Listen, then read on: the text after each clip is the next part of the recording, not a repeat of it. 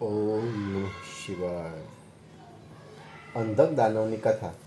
શિવ અને પાર્વતી ગણો સાથે વિહાર કરતા કાશી આવ્યા. એક દિવસ પાર્વતીએ શિવજીની પાછળ આવી તેમની આંખો દબાવી. આંખો બંધ થતાં વિશ્વ પર અંધારું વ્યાપી ગયું. શિવજીના ત્રીજા નેત્રમાં મદજળ ઝર્યું. તેમાં એક ભયંકર અંધ કદરૂપો પુરુષ ઉત્પન્ન થતાં પાર્વતી ગભરાયા. તેથી શિવજી બોલ્યા, હે પાર્વતી, તમે મારા નેત્રો બંધ કર્યા, તેથી તે પેદા થયો. તેનું નામ અંધક છે. તારે એને તારા પુત્ર તરીકે ઉછેરવો પડશે. તે કાળે કશ્યપનો પુત્ર હિરણ્યાક્ષ પુત્ર પ્રાપ્તિ અર્થે તપ કરતો હતો. શિવજીએ પ્રસન્ન થઈ કહ્યું, તારા ભાગ્યમાં તારા વીર્યથી ઉત્પન્ન થનાર પુત્ર નથી, તેથી હું તને મારો પુત્ર અર્પું છું. તે મારા જેવો શૂરવીર અને પરાક્રમી છે. શિવજીએ અંધકને ભેટ ધર્યો. હવે હિરણ્યાક્ષે પોતાના પુત્રની સહાયથી સ્વર્ગ પૃથ્વી જીતી લીધા. ત્યારે વિષ્ણુએ વરાહનો અવતાર લઈ સુદર્શન ચક્રથી હિરણ્યાક્ષને હણ્યો અને પાતાળમાં લુપ્ત થયેલી પૃથ્વીને પોતાની દાઢ વડે બહાર કાઢી હિરણ્યાક્ષનું રાજ્ય તેમણે દાનવપુત્ર અંધકને આપ્યું. અંધક પાતાળમાં રાજ કરતો હતો. એકવાર તેના પિતરાઈઓએ તેની હાંસી કરતા કહ્યું, તું હિરણ્યાક્ષનો સાચો પુત્ર નથી, તું તો ઉછીનો આણેલો છે. તું આ દાનવનો સાચો વારસદાર નથી, તેથી તું રાજ્ય સોંપી દે. આથી તેણે વનમાં જઈ તપ આરંભ્યું.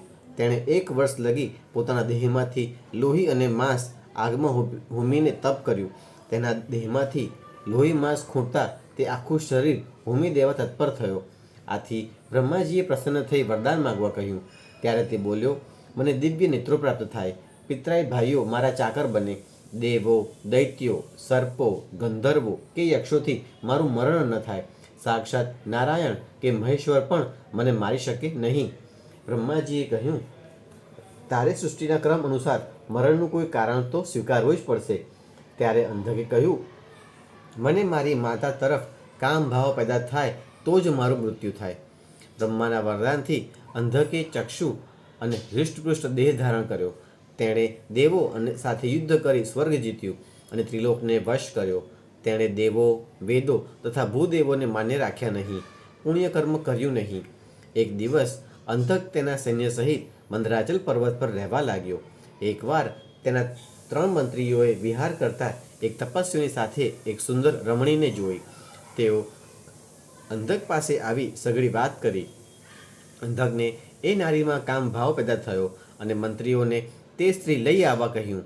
મંત્રીઓ ગુફામાં બેઠેલા મુનીશ્વર પાસે આવી અસુરનો સંદેશો કહ્યો.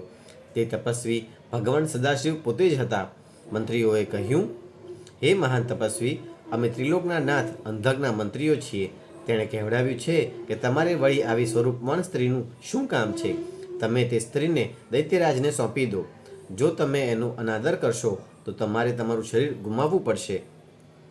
મંત્રીના સંદેશા પરથી શિવજીને લાગ્યું કે હવે અંધકનું મૃત્યુ આવી ગયું છે. છતાં તેમણે શાંતિથી કહ્યું, આ મારી યુવાન પત્ની જગતની માતા હોય સર્વને સહન કરનારી છે.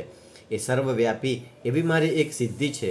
તેને જોઈતી હોય તો તારા બાહુબળે મેળવી લે. અંધકના મંત્રીઓ અંધક પાસે જઈ વાતને ચઢાવી વધારીને રજૂ કરી. આથી અંધક કોપી ઉઠ્યો. મંત્રીઓએ તેને વધારે ચઢાવવા કહ્યું, તમારે તપસ્વી સાથે યુદ્ધ કરવું ઉચિત નથી. અભિમાનથી છકી ગયેલા દૈત્ય લાંબો વિચાર કર્યા વગર યુદ્ધ માટે સાબદો બન્યો. અંધક કાળને વશ થઈ ત્રાડો પાડતો ગુફા પાસે આવી પહોંચ્યો. શિવગણો તેમજ દૈત્યની વચ્ચે યુદ્ધ થયું.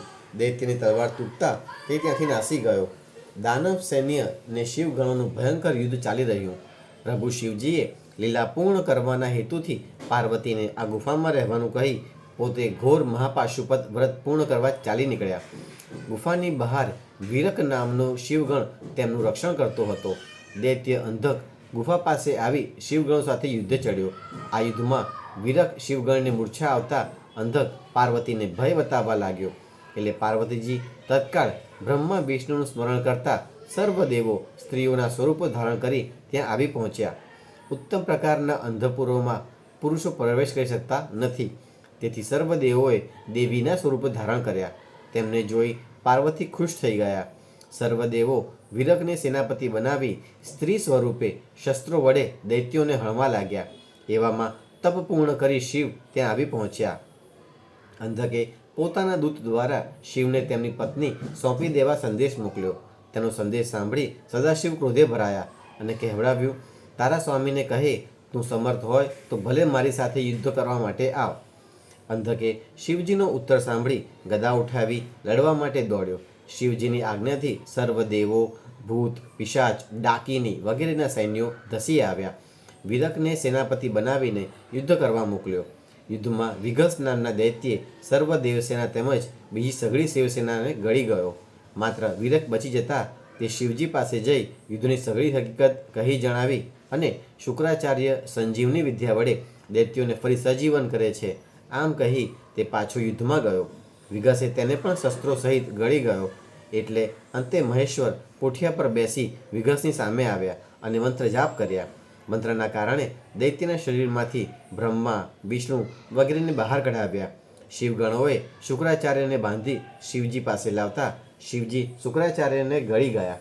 શુક્રાચાર્ય શિવજીના ઉદરમાંથી બહાર નીકળવા છિદ્ર શોધતા 100 વર્ષ વીતી ગયા. અંતે નિરાશ થઈ તેમણે યોગ બળથી મંત્ર જાપ આરંભ્યો. તેમણે શિવજીને પ્રસન્ન કર્યા. તેમની કૃપાથી શુક્રાચાર્ય શિવલિંગ દ્વારા બહાર નીકળી ગયા. આથી શિવજીએ તેને પોતાના પુત્ર તરીકે પ્રતિષ્ઠિત કર્યા. એ જ શિવજીની કૃપાથી તેમણે સંજીવની વિદ્યા પ્રાપ્ત કરી હતી. દૈત્યો દેવોથી પરાજિત થતાં ભાગવા માંડ્યા.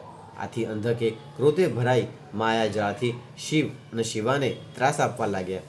તે વખતે વિષ્ણુએ માયા રચી એક કરાલ કાલી દેવી ઉત્પન્ન કરી, જે બધી દૈત્ય સેનાને ગળી ગઈ. શિવ અને અંધકની ઝપાઝપી ચાલુ થઈ. પ્રલયકાળના અગ્નિ જેવું સ્વરૂપ લઈ શિવજીએ તેના હૃદય સંસર્ગું પોતાનું ત્રિશૂળ ઉતારી દીધું. છતાં તે મૃત્યુ ન પામ્યો અને શિવ સ્મરણ કરવા લાગ્યો. શિવ પ્રસન્ન થઈ તેને પોતાના ગણોનો અધ્યક્ષ બનાવ્યો. આ રીતે યુદ્ધનો અંત આવી ગયો. બ્રહ્મા, વિષ્ણુ આદિ દેવોએ સ્તોત્રોથી શિવનું પૂજન કર્યું. શિવજીએ અંધક દૈત્યને ત્રિશૂળમાં પરોવી ઊંચો કર્યો. તે વખતે તેને પોતાના પ્રાણ ટકાવી શિવજીના 108 નામોનું મૂર્તિરૂપે ધ્યાન ધરતો હતો. તેથી શિવજીએ પ્રસન્ન થઈ તેને નીચે ઉતારી પોતાના ગણનો અધ્યક્ષ બનાવ્યો. આમ અંધકના બધા પાપોનો નાશ થયો અને નવું જીવન પ્રાપ્ત થયું. બાણાસુરને ઉષા અનિરુદ્ધની કથા. બાણાસુરને શિવજીએ ગણનાયકનું પદ દીધું. તે કથા સાંભળવાની ઈચ્છા વ્યાસજીને થતાં સનતકુમારે કહ્યું, બ્રહ્માના માનસ પુત્ર મરીચી મહાબુદ્ધિશાળી હતા. તેમના પુત્ર કશ્યપને દક્ષની 13 પુત્રીઓ પરણાવી. તેમાં મોટી પત્ની દિતિના પુત્રો દૈત્ય કહેવાયા. એના 2 પુત્રો હિરણ્યકશિપુ અને હિરણ્યાક્ષ. હિરણ્યકશિપુના 4 પુત્રોમાં પ્રહલાદ થયા. તેમના દીકરા વિરોચન અને તેમના દીકરા બલિરાજા થયા. બલિનો દીકરો બાણ થયો. બાણ શંકર ભક્ત હતો. તેણે પોતાની રાજધાની શોણિતપુરમાં રહી ત્રિલોક જીત્યા. તેણે એક સમય 1000 જેટલા વાજિંત્રો વગાડી નૃત્ય કરી સદાશિવને પ્રસન્ન કર્યા. સદાશિવે વરદાન માગવા કહ્યું. ત્યારે તેણે કહ્યું, હે મહેશ્વર, આપ મને 1000 હાથ આપો અને મારા નગરના અધિપતિ બનીને રહો. આપના પુત્રો તથા ગણો સહિત અહીં રહો. શિવે પ્રસન્ન થઈ પરિવાર સહિત શોણિતપુરમાં નિવાસ કર્યો. ત્યાં શિવ વાડીઓમાં વિહાર કરતા કામાસ્ત થતા નંદી દ્વારા પાર્વતીને બોલાવ્યા. અપ્સરાઓ આ વાત જાણી આનંદિત બની. બાણાસુરની દીકરી ઉષા અને મંત્રી કુંભારની દીકરી ચિત્રલેખા બંને યોગ શક્તિથી પાર્વતીનું રૂપ લેવા કટિબદ્ધ બન્યા. દેવી પાર્વતીને આ ચેષ્ટાનો ખ્યાલ આવતા તેઓ ઉષાને કહેવા લાગ્યા, તે વાસનાયુક્ત બનીને મારું રૂપ ધારણ કર્યું છે. તને તારું અભિમાન જરૂર નડતર રૂપ બનશે. વૈશાખ મહિનાની અજવાળી રાત્રે સ્વપ્નમાં જે તારી સાથે રતિક્રીડા કરશે તે તારો સ્વામી થશે. આમ ઉષાનું ભાવિ નક્કી થઈ ગયું. એક દિવસ બાણાસુર મહેશ્વર સન્મુખ આવી કહેવા લાગ્યો, હે નાથ, આપની કૃપાથી મને 1000 હાથ મળ્યા છે, પણ હવે તે કાર્ય વગર ભારરૂપ બન્યા છે. મારી સામે યુદ્ધ કરે તેવું હવે કોઈ રહ્યું નથી. યુદ્ધ વિના આ 1000 હાથનું શું કરું? મેં ઘણા દેવોને હરાવીને તેમને મારા દાસ બનાવ્યા છે. હવે મારી એક જ ઈચ્છા છે કે કાં તો મારા હાથના ટુકડા થઈ જાય, કાં શત્રુઓના ભૂક્કા ઉડી જાય. આ સાંભળી શિવજી કહ્યું, હે બલિપુત્ર, તને ધિક્કાર છે. તારા અહંકારને હરનારું યુદ્ધ તને અવશ્ય ટૂંકા ગાળામાં મળશે અને તારા હાથ તૂટી પડશે. તારી ધજા પડે ત્યારે તારે માનવું કે યુદ્ધનો સમય આવી ગયો છે. હાલ તું તારા નિવાસે પાછો જા. બાણાસુર હર્ષિત મને ઘેર આવી મંત્રી કુંભારને સઘળી હકીકત કહી જણાવી અને ધજા પડવાની રાહ જોવા લાગ્યો. દેવયોગે એક દિવસ તેને પોતાની ધજા પડેલી જોઈ. તે હર્ષ પામી યુદ્ધ કરવા નિર્ધારિત થયો. તેને નવાઈ લાગી કે 1000 હાથવાળા પોતાની સામે કયો યોદ્ધો યુદ્ધ કરવા તૈયાર થયો છે. તે સમયની પ્રતીક્ષા કરવા લાગ્યો. અનિરુદ્ધ અને ઉષાનું મિલન. વૈશાખ મહિનો આવ્યો. બાણાસુરની પુત્રી ઉષા અંતઃપુરમાં સૂતી હતી ત્યારે પાર્વતીએ દિવ્ય માયાથી કૃષ્ણના પૌત્ર અનિરુદ્ધને સ્વપ્નમાં તેની પાસે મોકલ્યો.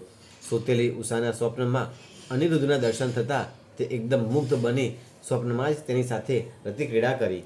ઉષાની આંખો ખુલતા અનિરુદ્ધ અદૃશ્ય થઈ ગયો. તે દ્વારકા ભણી ચાલ્યો ગયો. ઉષાએ પોતાની સખી ચિત્રલેખાને પોતાના સ્વપ્નની વાત જણાવી એટલે ચિત્રલેખાએ પડદા ઉપર વિવિધ મનુષ્યોના, દેવોના, દૈત્યોના, ગંધર્વોના, યક્ષોના, સિદ્ધોના ચિત્રાંકનો કરી બતાવવા લાગી. પરંતુ ઉષાએ તે સઘળાને નકારી દીધા. અંતે ચિત્રલેખાએ યાદવો પૈકી વસુદેવ, બલરામ, શ્રીકૃષ્ણ, પ્રદ્યુમ્ન અને અનિરુદ્ધના ચહેરા ચિતર્યા. અનિરુદ્ધનું ચિત્ર જોતાં જ ઉષાએ તેને પોતાના સ્વપ્નનો રાજકુમાર જણાવ્યો. ચિત્રલેખાએ યોગબળથી માહિતી મેળવી દ્વારકા જઈ અનિરુદ્ધને પલંગ સહિત ઉઠાવી લાવી અને તે ઉષાને સોંપ્યો. ઉષા પોતાના અંતઃપુરમાં ગુપ્તપણે અનિરુદ્ધ સાથે રહેવા લાગી. અંતઃપુરના રક્ષકોએ એ દિવ્ય પુરુષને જોઈ તેના પિતા બાણાસુરને વાત કરી. દ્વારપાળોની વાત સાંભળતા જ દૈત્ય ક્રોધે ભરાયો. તે કન્યાના આવાસમાં જતા એક સુંદર યુવાનને જોયો. તે યુવાનને જોઈ વિસ્મય પામી કહેવા લાગ્યો, અહો, આવા યુવાનને કાળે જ અહીં મરવા મોકલ્યો છે. તે મારી પુત્રીને કલંકિત કરી છે, મારા કુળની પ્રતિષ્ઠાને ધોકો પહોંચાડ્યો છે. હે સૈનિકો, તમે દોડો અને આ દુષ્ટ પુરુષને મારી નાખો. બાણાસુરની આજ્ઞા થતાં જ બધા દૈત્યોએ અંતઃપુરને ઘેરાવ કર્યો. ઉષા તો બાણાસુરનું સૈન્ય જોઈ વ્યાકુળ બની ગઈ. અનિરુદ્ધ નિશસ્ત્ર હોવાથી અંતઃપુરના દરવાજાની ભોગળ કાઢીને સૈનિકોને મારી નાખી પુનઃ અંતઃપુરમાં આવ્યો. પોતાના લાખો વીરો માર્યા જવાથી બાણાસુર અનિરુદ્ધ સાથે દ્વંદ્વ યુદ્ધ કરવા તત્પર થયો. અનિરુદ્ધ શિવ તેજથી રક્ષણ પામેલો હોવાથી તેણે મૃત સૈનિકોના હથિયારો ઉઠાવી 10,000 જેટલા ઘોડેસવારો અને રથીઓનો વિનાશ કર્યો. તેણે બાણાસુર ઉપર શક્તિ ફેંકી, પરંતુ બાણાસુર રથ સહિત અદૃશ્ય થઈ ગયો. અનિરુદ્ધને લાગ્યું કે હવે કોઈ નથી, પરંતુ બાણાસુરે કપટ કરીને તેને નાગપાશથી બાંધી દીધો અને સૈનિકોને આજ્ઞા કરી એના અંગો કાપી રાક્ષસોને ભક્ષણ માટે આપી દો. પરંતુ કુંભાર મંત્રીએ વચ્ચે પડી બાણાસુરને સલાહ આપી, હે દેવ, આને મારી નાખવો યોગ્ય નથી. એ પોતે સદાશિવની કૃપાથી બળવાન બનેલો છે. પછી મંત્રી કુંભારે અનિરુદ્ધને કહ્યું, હે પુરુષ, તું કોણ છે? તું રાજાને પ્રણામ કરી માફી માંગ, જેથી તારો છુટકારો થશે. ત્યારે અનિરુદ્ધ બોલ્યો, હે દૈત્ય, તું શત્રુનો ધર્મ ભૂલી ગયો છે કે શું? ક્ષત્રિય તો ભૂમિ પર લડવાનું પસંદ કરે, નાસી છૂટવું તે વીરને શોભે નહીં. અનિરુદ્ધનું વચન સાંભળીને બાણાસુર તથા કુંભાર વિસ્મય પામ્યા. ત્યારે આકાશવાણી થઈ, હે બાણાસુર, તારે ક્રોધ કરવો યોગ્ય નથી. તું શંકર ભક્ત છે, તેથી તું વિચાર કર. શિવ જ જગતના કર્તા, પોષણ કરનાર અને સંહારનાર છે. તે સદા નિર્વિકારી, અવિનાશી, નિત્ય, માયાના અધીશ્વર અને નિર્ગુણ છે. અનેક પ્રકારની લીલાઓ કરવામાં તે કુશળ છે. તારો ગર્વ ઉતારવા ભગવાને આ લીલા કરી છે, તે તું કેમ ભૂલી જાય છે? આકાશવાણી સાંભળી બાણાસુરે અનિરુદ્ધને માર્યો નહીં. નાગપાશમાં જકડાયેલા અનિરુદ્ધે દુર્ગાદેવીનું સ્મરણ કરતા પ્રસન્ન થયેલા દુર્ગાદેવીએ નાગપાશનું પિંજર તોડી નાખી અનિરુદ્ધને મુક્ત કર્યો અને ઉષાના અંતઃપુરમાં મૂકી દીધો. તે ઉષા સાથે ફરી પ્રેમ ક્રીડામાં મશગુલ બની ગયો. આ બાજુ દ્વારકામાંથી અનિરુદ્ધનું હરણ થવાથી સ્વજનો શોકમાં ગરકાવ થઈ ગયા. અનિરુદ્ધની તપાસ ગતિવેગે ચાલુ થઈ. તે દરમિયાન મહર્ષિ નારદે ત્યાં આવી અનિરુદ્ધે શોણિતપુરમાં કરેલા પરાક્રમની સઘળી હકીકત જણાવી. આ સાંભળી શ્રી કૃષ્ણ અનિરુદ્ધને છોડાવવા તૈયાર થયા. શ્રી કૃષ્ણની સાથે અનેક શક્તિશાળી યાદવો તથા 12 અક્ષોહિણી સેના ચાલી નીકળી. યાદવોએ શોણિતપુરને ઘેરી લીધું. આથી બાણાસુર પોતાની દૈત્ય સેનાની સાથે યુદ્ધ માટે નીકળ્યો. તેની મદદમાં રુદ્ર પણ કોઠિયા પર આરૂઢ થઈ તેમના દીકરા તથા ગણો સાથે આવ્યા અને કૃષ્ણ સાથે તુમુલ યુદ્ધ મચાવ્યું. બ્રહ્માસ્ત્ર સામે બ્રહ્માસ્ત્ર, વાયવાસ્ત્ર સામે પર્વતાસ્ત્ર, અગ્નેયાસ્ત્ર સામે મેઘાસ્ત્ર, પાશુપતાસ્ત્ર સામે નારાયણાસ્ત્ર, આમ સામ સામે અસ્ત્રો છૂટવા લાગ્યા. તેમનું યુદ્ધ જોવા બ્રહ્મા, દેવેશ્વરો, અપ્સરાઓ આવી પહોંચ્યા. બંને વચ્ચે ભીષણ યુદ્ધ ચાલતું હતું. શ્રી કૃષ્ણની સેનામાં ભંગાણ પડતા તે ચિંતિત બન્યા. તેમણે તરત જ વરુણદેવ સંબંધી પોતાનો તાઢ્યો તાવ મોકલ્યો. સામેથી શિવજીએ પોતાનો ટાઢિયો તાવ મોકલ્યો, જે બંને લડવા માંડ્યા. અંતે કૃષ્ણનો તાવ નિર્બળ પડવાથી કૃષ્ણ શિવને શરણે ગયા. કાર્તિકેયે પ્રદ્યુમ્નને હરાવ્યો. કુંભારે વીરભદ્રને ઘાયલ કર્યો. શ્રી કૃષ્ણ શિવની સમીપ જઈ શિવની સ્તુતિ કરતા કહેવા લાગ્યા, હે દેવાધિદેવ, આપની આજ્ઞાથી જ હું બાણાસુરના હાથ કાપવા આવ્યો છું. કારણ કે ગર્વિષ્ઠ બનેલા બાણાસુરને આપે જ શાપ આપ્યો છે. આપ યુદ્ધના મેદાનેથી પાછા જાઓ, મને બાણાસુરના હાથ કાપવાની આજ્ઞા આપો. ત્યારે શિવે કૃષ્ણને કહ્યું, હે તાત, તમારી વાત સાચી છે. તમે મારી આજ્ઞાથી અહીં આવ્યા છો, પણ મારી હાજરીમાં મારા ભક્તના હાથ કપાય તે યોગ્ય નથી.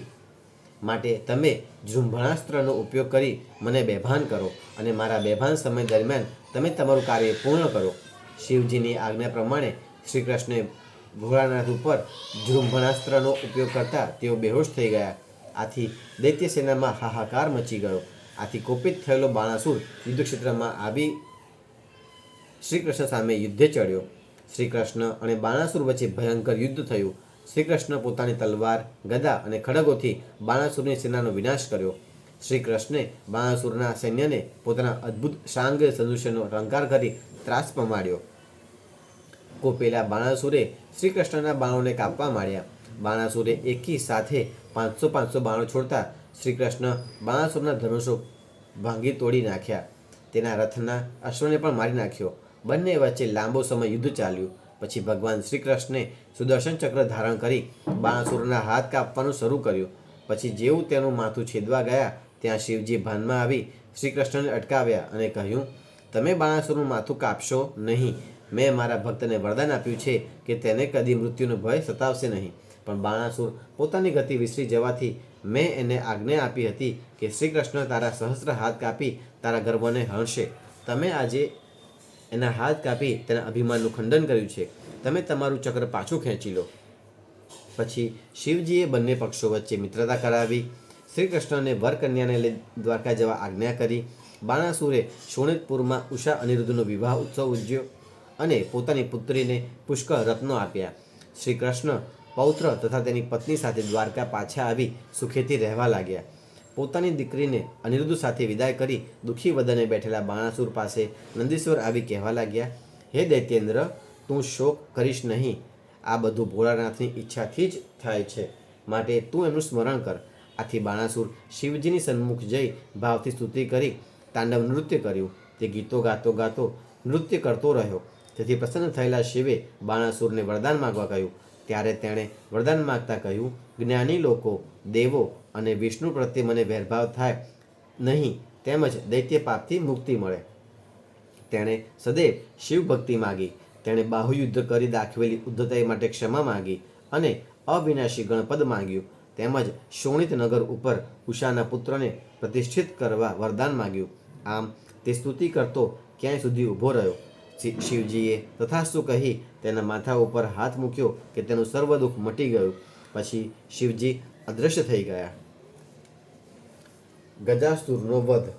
અગાઉ મહિષાસુર નામના ભયંકર દૈત્યને દેવોના હિતાર્થે દેવીએ માર્યો હતો. તેથી તેનો પુત્ર ગજાસુર પોતાના પિતાશ્રીનું વેર લેવાનું નક્કી કર્યું.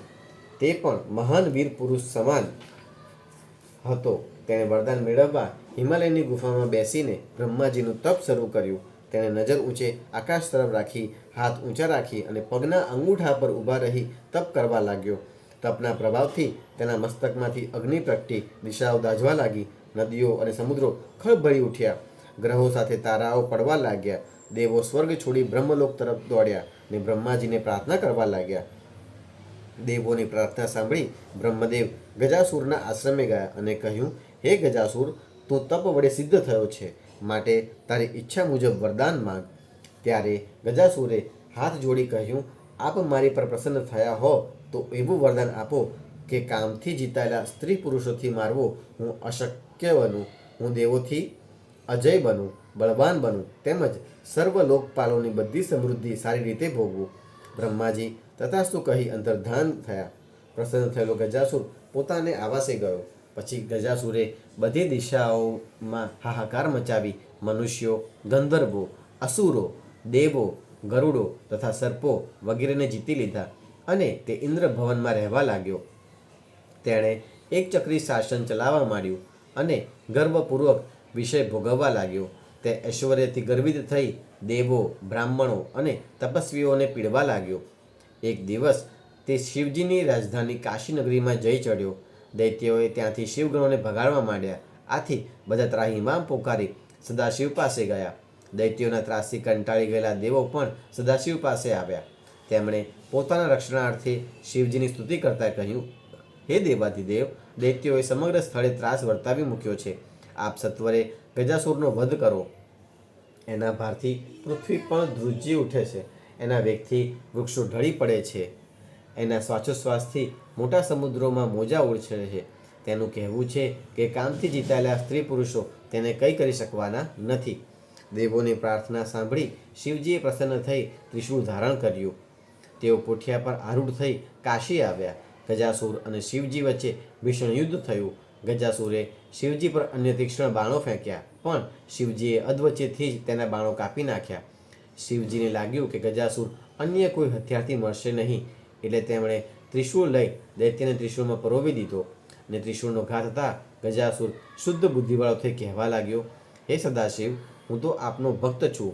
હું જાણું છું કે કામદેવનો પરાજય કરનાર આપ એક જ છો. આપના હાથે મારું મૃત્યુ થાય એવું મેં વરદાન માંગેલું. આજે મારું કલ્યાણ થયું. શિવજી પ્રસન્ન થઈ તેને વરદાન માંગવા કહ્યું. ત્યારે ગજાસુર બોલ્યો, હે ભોળાનાથ, આપના ત્રિશૂળથી મારો દેહ પવિત્ર બન્યો છે. આ પવિત્ર બનેલું મારું ચામડું આપ ધારણ કરો. તે દિવ્ય પણ છે અને નિર્ગંધ પણ છે. આપ ચર્મ ધારણ કરી શોભાકારક થાઓ. બીજું એ કે આજથી આપનું નામ સદૈવ કૃત્તિવાસા એવું પ્રસિદ્ધ થાઓ. શિવે પ્રસન્ન થઈ તથાસ્તુ કહ્યું અને તેને વિશેષ વરદાન આપતા કહ્યું, આ કાશીલિંગમાં તારું પવિત્ર મંગળ બનેલું શરીર મારા લિંગરૂપ બનીને પ્રસિદ્ધ થશે. લોકો તેને કૃત્તિવાસેશ્વર નામથી જાણશે. આ લિંગ પાપનાશક, સર્વલિંગોમાં શિરોમણી તથા સંપૂર્ણ ભય મુક્તિ આપનાર થશે. આમ કહી શિવજીએ ગજાસુરનું ચામડું સ્વીકારી ધારણ કર્યું. તે દિવસે શિવગણોએ ઉત્સવ મનાવ્યો. ગજાસુરનો વધ થવાથી સર્વદેવો નિર્ભય બની પોતપોતાને સ્થાને ગયા અને જગતમાં શાંતિ સ્થપાઈ. દુંદુભી નિષાદનો વધ. સનતકુમારે વ્યાસને કહ્યું, જ્યારે વિષ્ણુ ભગવાને વરાહરૂપ ધારણ કરી હિરણ્યાક્ષ દૈત્યનો વધ કર્યો ત્યારે તેના માતા દિતિ ઘણા દુઃખી થયેલા. ત્યારે પ્રહલાદના મામા દુંદુભી નિષાદે દિતિ પાસે જઈ મીઠા વચને આશ્વાસન આપતા કહ્યું, પોતે અવશ્ય હિરણ્યાક્ષનું વેર લેશે. આમ તેણે દિતિને શાંત પાડી. ત્યારબાદ તેણે દેવોને કેવી રીતે જીતવા તેની યોજના વિચારવા માંડી. દેવોને કોનું બળ છે, એમનો આધાર કોણ છે, એ વિશે વિચારતા એ નિર્ણય પર આવ્યો કે બધાના મૂળમાં બ્રાહ્મણો જ છે. દેવોને અપાર બળ યજ્ઞોમાંથી પ્રાપ્ત થાય છે. યજ્ઞોની ઉત્પત્તિ વેદોમાંથી થઈ અને વેદોનો આધાર તો બ્રાહ્મણો છે. જો બ્રાહ્મણો જ ન હોય તો યજ્ઞો કોણ કરાવશે? અને પછી દેવોને ભોજન કેવી રીતે પ્રાપ્ત થશે? જો દેવોને ભોજન નહીં મળે તો તે નિર્બળ બનતા તેમને સહેલાઈથી જીતી શકાશે. આમ દેવો જીતાશે તો હું ત્રિલોકનો અજય બનીશ અને દેવોની અખૂટ સંપત્તિ અને વૈભવ ભોગવીશ. આ રીતે દૈત્ય દિવાસ્વપ્નમાં રાચવા લાગ્યો. આમ વિચારીને કાશી નગરીમાં પહોંચ્યો અને ત્યાં માયાવી લીલાથી બ્રાહ્મણોનો નાશ કરવાના કાર્યમાં લાગી ગયો. તે જંગલમાં સમિધ લેવા આવતા તથા જળાશયમાં સ્નાન કરવા આવતા બ્રાહ્મણોને ઓહ્યા કરી જતો. તે રાત્રે વાઘ સ્વરૂપે પર્ણકુટીમાં ઘૂસી જઈ બ્રાહ્મણોને ખાઈ જતો. રોજ બ્રાહ્મણો ગુમ થવાથી કાશી ક્ષેત્રમાં હાહાકાર મચી ગયો. હવે દરેક બ્રાહ્મણ ઉપવનમાં દર્ભ કે લાકડા લેવા જતા બંધ થઈ ગયા. આથી યજ્ઞાદિ કાર્યોમાં અવરોધ થવા લાગ્યો. પ્રભુની દેવ સેવામાં નૈવેદ્ય, ફૂલો, દર્ભ વગેરે અદૃશ્ય થવા લાગ્યા. આથી દૈત્ય આનંદિત થવા લાગ્યો. એકવાર શિવરાત્રિની રાત્રે એક શિવ ભક્ત પોતાની ઝૂંપડીમાં શિવજીની પૂજા કરી ધ્યાનમાં લીન થઈ ગયો હતો. ત્યારે દુંદુભીએ વાઘનું રૂપ લઈ ઝૂંપડીમાં પ્રવેશી તેને ખાઈ જવા ચાહતો હતો. પરંતુ પેલા શિવ ભક્તે મંત્રો વડે અસ્ત્ર, કવચ તથા ઉત્તમ ન્યાસ કર્યા હતા. તેથી વાઘ તેને મારી નાખવામાં નિષ્ફળ ગયો. તેણે પેલા શિવ ભક્તના ધ્યાન કાર્યમાં ભંગ કરવા વિચાર કર્યો. ત્યારે ભક્તવત્સલ ભગવાન શિવજીએ ભક્તનું રક્ષણ કરવા ભક્તે પૂજેલા લિંગમાંથી પ્રકટ થયા. તેમને જોઈ દૈત્ય સાવધાન બની ગયો, પરંતુ શિવજીએ તેને ઝડપીને બગલમાં દબાવી દીધો અને તેને મુષ્ટિ પ્રહાર કરી મોતના મુખમાં ધકેલી દીધો. મૃત્યુના મુખમાં ધકેલાતા દૈત્યે ભયંકર બરાડા પાડતા આખા વાતાવરણને ગજવી મૂક્યું. તેના મોટા બરાડાથી તપસ્વીઓ જાગી ગયા અને ત્યાં દોડી આવ્યા. તેમણે બગલમાં વાઘને દબાવી ઊભેલા શિવજીના દર્શન કરી નમસ્કાર કરવા લાગ્યા. તેઓ શિવજીની પ્રાર્થનામાં લાગી ગયા. શિવે પ્રસન્ન થઈ ભૂદેવોને તત્કાળ અભય વચન આપીને આનંદિત કર્યા. તે દરમિયાન ઇન્દ્ર વગેરે દેવો પણ જયઘોષ કરતા ત્યાં આવ્યા. દુંદુભીનો વધ થવાથી ઇન્દ્ર તથા અન્ય દેવોએ આનંદિત થઈ પ્રભુની સ્તુતિ કરી. દેવોને અભય વચન આપીને પ્રભુનું સ્વરૂપ શિવલિંગમાં પુનઃ પ્રવેશી ગયું. તે શિવલિંગ વ્યાઘ્રેશ્વર નામે જાણીતું બન્યું. ઉત્પલ અને વિદલ દૈત્યોનો વધ. સનતકુમારે વ્યાસજીને કહ્યું, અગાઉ વિદલ અને ઉત્પલ નામના મોટા દૈત્યો થઈ ગયા. પોતાના સ્વજનોને દેવોએ હણી નાખ્યા હતા. એ જાણી તેઓએ બ્રહ્માને પ્રસન્ન કરવા 10,000 વર્ષ દારૂનું તપ કર્યું. આથી બ્રહ્માએ પ્રસન્ન થઈ વરદાન માગવા કહ્યું. ત્યારે તેઓ બોલ્યા, અમે દેવ, દાનવ, સ્ત્રી, પુરુષ, પશુ, પક્ષી, નાગ કે ભૂતકાળના કોઈ પ્રાણીથી મરીએ નહીં એવું વરદાન આપો. બ્રહ્માજી તથાસ્તુ કહી અંતર્ધાન થયા. બ્રહ્માજી પાસેથી વરદાન મેળવી તે બંને દૈત્યો ગર્વિષ્ઠ થયા. તેમણે દેવોનો પરાજય કરી તેમને સ્વર્ગમાંથી ભગાડી મૂક્યા. આથી સર્વ દેવો સ્વર્ગ છોડી બ્રહ્માજીને શરણે ગયા. બ્રહ્માજીએ તેમને કહ્યું, તમે શિવજી તેમજ શિવાદેવીનું સ્મરણ કરો અને તેમને શરણે જાઓ. દેવોએ શિવ પાર્વતીનું સ્મરણ કર્યું. શિવજીએ દેવોને સાંત્વન આપી કહ્યું, તમે ધૈર્ય ધારણ કરો. દૈત્યોને બ્રહ્માનું વરદાન હોવાથી હું નિયત કાળે શિવાદેવીની સહાય લઈને તેમનું વધ કરીશ. ત્યાર પછી શિવની પ્રેરણા થતાં નારદજી દૈત્યોની પાસે ગયા. તેમણે ત્યાં પહોંચીને શિવાદેવીના વખાણ શરૂ કર્યા. તેમણે દૈત્યો સમક્ષ શિવાદેવીના સૌંદર્યની પ્રશંસા કરી. નારદજીના મુખે શિવાદેવીના સૌંદર્યના વખાણ સાંભળી તે દૈત્યો દેવીને પ્રાપ્ત કરવા માટે ઊંચા નીચા થવા લાગ્યા. તેઓ સતત દેવીના જ વિચારોમાં ખોવાયેલા રહેતા. એક દિવસ શિવ કાશી ક્ષેત્રે વિહાર કરતા હતા. તે સમયે શિવાદેવી સખીઓ સાથે દડાની રમત રમી રહ્યા હતા. શિવજી તેમને નિહાળી રહ્યા હતા. શિવાદેવીએ દડો ઉછાળતા અને ઉછળતા દડાને પકડતા ત્યારે તેમનો ઉછળતો દેહ અત્યંત શોભતો હતો. તેઓ દડાને ઉછાળતા ત્યારે તે તેમના કેશ રાશિમાંથી પુષ્પો ખરીને ધરતી પર પથરાઈ જતા. તેમના મધુર મોહક મુખ પર ઉપસી આવતા પ્રશ્વેત બિંદુઓ ફૂલ પર જામેલા ઝાકળ બિંદુથી વધુ શોભતા હતા. તે જ ટાણે દૈત્યરાજ વિદલ અને ઉત્પલ ત્યાં આવ્યા અને શિવાદેવીને જોતા કામવશ બની ગયા. આ દૈત્યોએ સમ્રાસુરની માયાનો આશ્રય લઈ શિવ પાર્ષદોનું રૂપ ધરી શિવાદેવીની સમીપમાં જોવા લાગ્યા. અંતર્યામી દેવ શિવ તેમને પારખી ગયા. તેથી તેમણે નેત્રના સંકેતથી દેવીને જણાવ્યું, આ બે જણા શિવ પાર્ષદ નથી પરંતુ દૈત્યો છે. શિવજીની નેત્ર સંજ્ઞા પાર્વતીજી તત્કાળ સમજી ગયા. તેમણે દડાની રમત રમતા સર્વજ્ઞ શિવનું આહ્વાન કર્યું અને પોતે અર્ધ સ્ત્રી અને અર્ધ પુરુષ દેહ ધારણ કરી દડો જોરથી બે દૈત્યો તરફ ફેંક્યો. બંને દૈત્યો ચીસ પાડતા ધરતી પર પછડાયા અને તેમના પ્રાણ નીકળી ગયા. શિવાદેવીએ ફેંકેલો એ દડો શિવલિંગ રૂપે સ્થિર થયો. આ શિવલિંગ કંદુકેશ્વર નામે પ્રસિદ્ધ થયું. સઘળા દેવો ત્યાં આવી ચડ્યા. તેમણે શિવ સેવાની સ્તુતિ કરી. પછી પ્રસન્નતાથી પોતાના નિવાસનો પંથ પકડ્યો. આ કંદુકેશ્વર લિંગ કાશીમાં ભક્તોનું રક્ષણ કરનાર તેમજ ભોગ તથા મોક્ષ દેનારું છે. આ અતિ દિવ્ય અને પવિત્ર આખ્યાનનો પાઠ કરનારને કોઈપણ પ્રકારનું દુઃખ રહેતું નથી. શતરુદ્ર સંહિતા. શિવજીના 5 અવતારો. સુતે શૌનકના કહેવાથી શિવજીના 5 અવતારો સદ્યોજાત, વામદેવ, તત્પુરુષ, અઘોર અને ઈશાન વર્ણવીને શિવજીના શ્રદ્ધાવાન ભક્તોનું કલ્યાણ કર્યું છે. સદ્યોજાત 19મો કલ્પ શ્વેત લોહિત નામે જાણવો. તેમાં સદ્યોજાત નામે ભગવાન શિવજીનો પ્રથમ અવતાર થયો. આ કલ્પમાં બ્રહ્માજી પરબ્રહ્મનું ધ્યાન કરતા હતા. ત્યારે શિખાયુક્ત શ્વેત લોહિત કુમાર ઉત્પન્ન થયા હતા. તે પુરુષને નિહાળીને તેમને બ્રહ્મ સ્વરૂપ તથા પ્રભુ જાણી બ્રહ્માજીએ 2 હાથ જોડી મનથી ધ્યાન કરી તેમનું ચિંતન કરવા લાગ્યા. એટલામાં ત્યાં સનકાદિ કુમારો ઉત્પન્ન થયા અને તે બ્રહ્માના શિષ્યો થયા. સદ્યોજાત શિવજીએ પ્રસન્ન થઈ બ્રહ્માજીને જ્ઞાન દીધું અને તેમને સૃષ્ટિ રચવાની શક્તિ દીધી. વામદેવ.